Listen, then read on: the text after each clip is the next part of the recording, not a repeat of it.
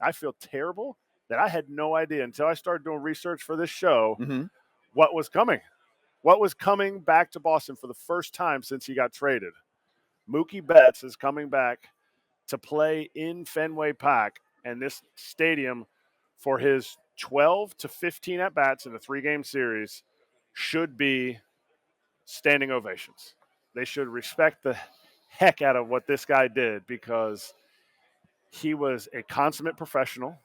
He brought back a huge haul, whether or not those players have done well with Doogie's 4-hit game last night against the Trash Stros. Did they win yesterday? Squeaked 17-1. I mean, 17-1. I know it's just one game, but you feel good about your offense, and you're still hanging around the wild card situation when you go beat the shit out of the Houston Astros, which is not easy to do. It's one of the better pitching staffs in the league. And they just kept putting it on them putting it on them. And Maldi gave up 4 runs. He's not as good of a pitcher as you, Martin. He's not, but he's clearly a much better catcher. But Mookie coming back to Boston, you never heard any boo when he was in Boston. You hear a lot of players going to Boston and having issues with like certain things and wanting to get out of there. He loved being a Red Sox. Did he deny some extensions?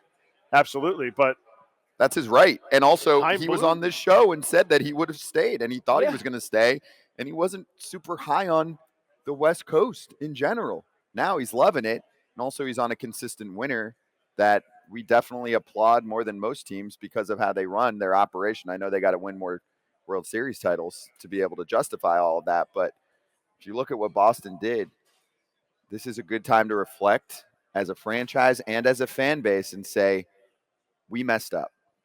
Especially with how hot he is right now. He is in fuego. They might rename the Green Monster as Mookie's Monster.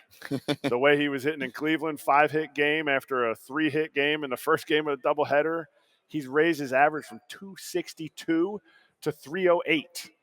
At this point in the season to do that, this man is in fuego right now. And Boston and the Red Sox fans can keep booing ownership for not keeping him, but they need to celebrate this man for the 3-game series that he's in here for. They whiffed badly. That's what happened. And for Mookie, that extension was 12 years, $365 million.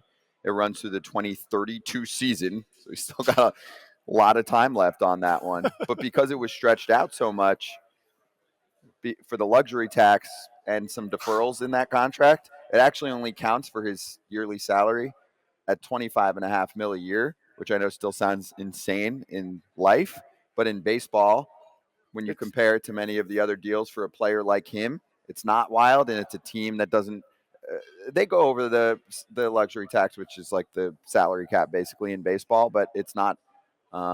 It helps them so that they're not paying a crazy tax, especially when they try and throw $500 million maybe at Shohei Ohtani this offseason. So they orchestrated that one nicely for both sides. He had a $65 million signing bonus, FYI. But here's the fact.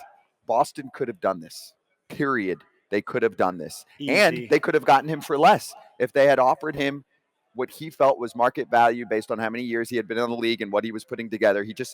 He always felt like they were going a little too low based on what his accomplishments were, and the longer you let that linger and the richer he gets, the more leverage he has, and they blew it. Boston blew it. And I don't know if they've recovered really since.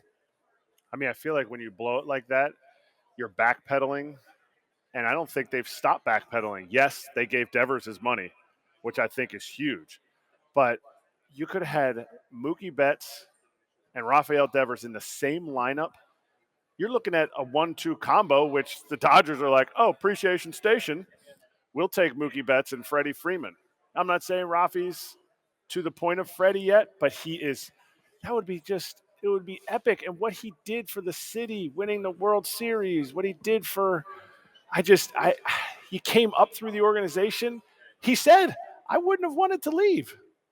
And I don't see it. And I guess, that's that big of a contract. You can't blame Chaim Bloom. While Chaim Bloom might be the one that sits there and goes, okay, well, this is who we traded, and we didn't have the finances for it. Yeah, but he reports to the higher-ups. Yeah. And Chaim Boston Bloom makes a ton of money. Right. Not Mookie Betts.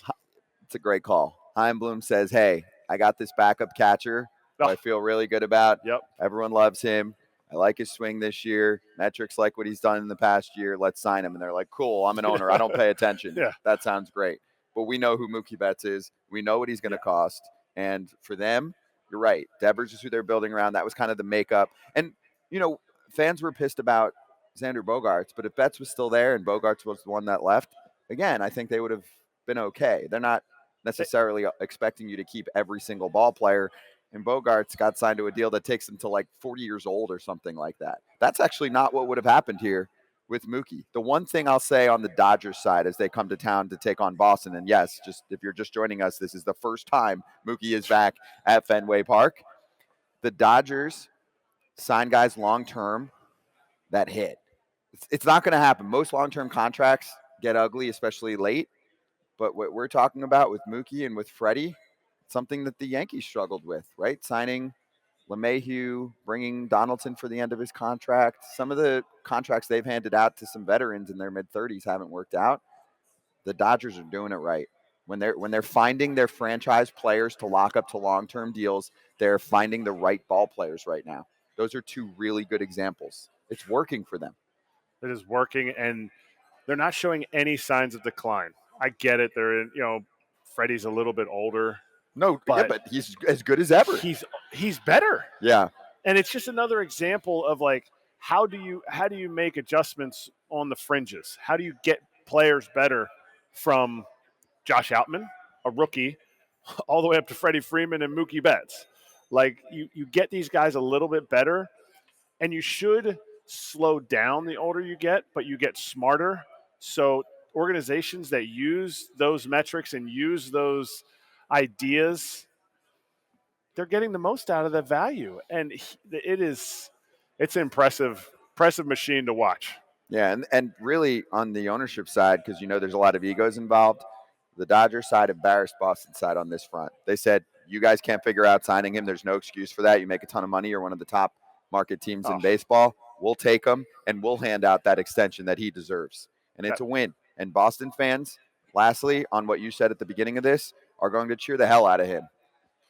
Boston, New York, Philly, we know those fan bases can be tough, but Mookie did nothing wrong.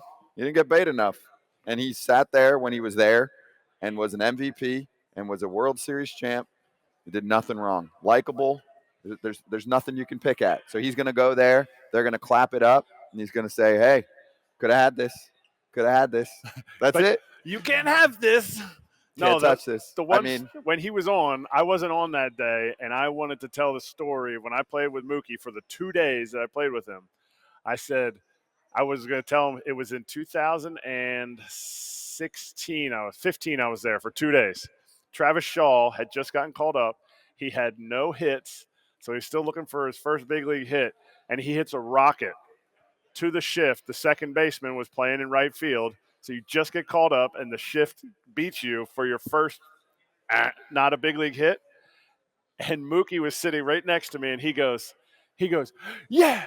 And he stands up, and he was the only person in the whole stadium that stood up because there was a ground ball to the second baseman. And I was like, what are you doing? He goes, oh, shoot. So Mookie is human. He is human.